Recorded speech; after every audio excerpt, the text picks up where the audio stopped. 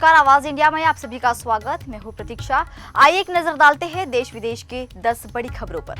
तेजस्वी के पास फर्जी voter ID, चुनाव आयोग की जांच शुरू है।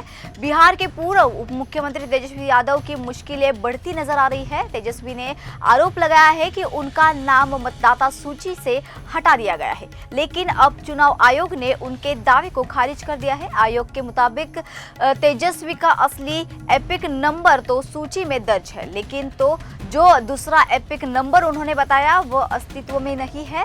अब फर्जी वोटर आईडी कार्ड की आशंका को लेकर जांच शुरू कर दी गई है। अगर यह फर्जी साबित होता है तो तेजस्वी को कानूनी कार्यवाही का सामना करना पड़ सकता है। रिंकू सिंह चुनाव आयोग से बाहर, समाजवादी पार्टी सांसद से सगाई बनी वजह। क्रिकेटर रिंकू सिंह को चुनाव आयोग के स्वीप आइकॉन पद से हटा दिया गया है। वजह बनी है समाजवादी पार्टी सांसद प्रिया सरोज से उनकी सगाई। सगाई के दौरान एक वायरल वीडियो में प्रिया सरोज को साइकिल के चुनाव चिन्ह पर डांस करते देखा गया है। आयोग ने इसे राजनीतिक तटस्थता के उल्लंघन का मामला माना है और रिंकू सिंह को हटाने का आदेश जारी कर दिया गया। स्वतंत्रता दिवस से पहले दिल्ली में ड्रोन बैन, सुरक्षा व्यवस्था चाक चौबंद। 15 अगस्त से पहले दिल्ली में सुरक्षा व्यवस्था चाक चौबंद कर दी गई है। पुलिस कमिश्नर ने 2 अगस्त से 16 अगस्त तक राजधानी में drone, paraglide, hot air balloon जैसे सभी हवाई साधनों पर प्रतिबंध लगा दिया है। यह फैसला किसी भी संभावित आतंकी हमले को रोकने के लिए लिया गया है। आदेश का उल्लंघन करने वालों पर सख्त कार्रवाई की जाएगी। दिल्ली में स्कूल फीस रेगुलेशन बिल पर हंगामा, आम आदमी पार्टी ने बीजेपी पर लगाए आरोप। दिल्ली विधानसभा सत्र में निजी स्कूलों की फीस पर नियंत्रण के लिए बिल लाया जा रहा है, लेकिन आप नेता सौरभ भारद्वाज का दावा है कि ये बिल स्कूलों को फायदा पहुंचाने के लिए लाया गया है। उन्होंने कहा है कि बीजेपी की सरकार बनने के बाद प्राइवेट स्कूलों ने भारी फीस बढ़ोतरी की है, जिससे माता पिता की जेब पर बोझ बढ़ रहा है। कई स्कूलों ने 80% तक फीस बढ़ा दी है। किसानों के लिए खुशखबरी, पीएम किसान सम्मान निधि की 20वीं किश्त जारी। प्रधानमंत्री नरेंद्र मोदी ने पीएम किसान सम्मान निधि की 20वीं किश्त जारी की है। करीब 9.7 करोड़ किसानों के खातों में 20,500 करोड़ रुपए की राशि डीबीटी के माध्यम से ट्रांसफर की गई है। छत्तीसगढ़ के मुख्यमंत्री विष्णुदेव साय ने बताया कि उनके राज्य के किसानों को 553 करोड़ रुपए मिले हैं। प्रधानमंत्री ने कहा है कि किसान की ही देश की रीढ़ है और सरकार उनकी समृद्धि के लिए प्रतिबद्ध है।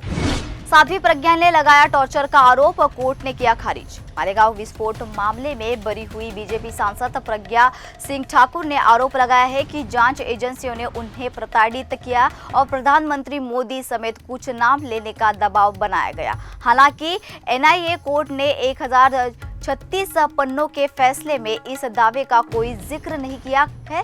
अदालत ने इन आरोपों को सीधे खारिज कर दिया है। डेड इकोनॉमी पर राहुल के बयान से सहमत नहीं थरूर, अमेरिका से रिश्तों की वकालत। कांग्रेस नेता शशि थरूर ने राहुल गांधी के डेड इकोनॉमी बयान से खुद को अलग करते हुए कहा है कि भारत को अमेरिका जैसे बड़े व्यापारिक साझेदार से रिश्ते बनाए रखने चाहिए। उन्होंने कहा है कि भारत अमेरिका को हर साल करीब 90 अरब डॉलर का निर्यात करता है और इस साझेदारी को कमजोर नहीं किया जाना चाहिए। रूस से तेल खरीद पर अमेरिका की आपत्ति, भारत ने 2 टूक जवाब दिया। भारत और रूस तेल व्यापार पर अमेरिका ने आपत्ति जताई है। अमेरिका चाहता है कि भारत रूस से तेल खरीदना बंद करे, लेकिन भारत ने स्पष्ट कर दिया है कि वह अपने राष्ट्रीय हितों के आधार पर ऊर्जा नीति तय करेगा। भारत ने यह भी साफ कर दिया है कि अगर सस्ता तेल नहीं खरीदा गया तो देश में महंगाई और राजनीतिक दबाव बढ़ेगा। अमेरिका इवेंट पर बवाल, कार्तिक आर्यन ने दी सफाई। बॉलीवुड एक्टर कार्तिक आर्यन पर आरोप लगाया है कि वो पाकिस्तानी इवेंट आज़ादी उत्सव में बतौर चीफ गेस्ट जा रहे हैं। इस पर फिल्म वर्कर्स यूनियन मतलब FWICE ने उन्हें चेतावनी दी।